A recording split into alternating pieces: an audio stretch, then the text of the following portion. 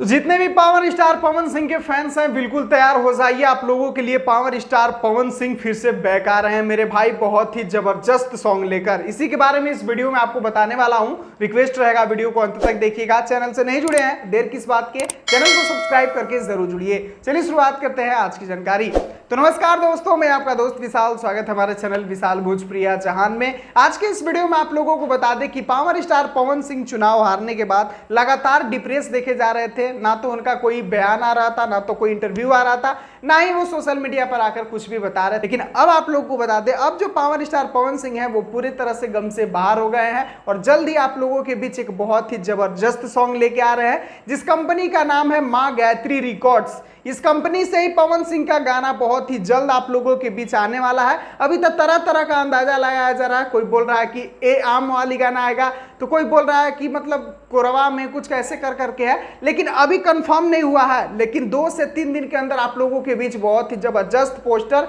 पवन सिंह का आने वाला है। बहुत सारा गाने का रिकॉर्डिंग भी हो गया है। तो जितने भी पवन सिंह के फैंस हैं आप लोग तैयार रहिए, जबरदस्त बवाल होने वाला है। खैर अभी के लिए बस यही था अपडेट, सोचा कि आप लोगों को बताते चलूं। मिलता हूं फिर अगले वीडियो में। वीडियो को पूरा देखने के लिए सभी दोस्तों को दिल से धन्यवाद।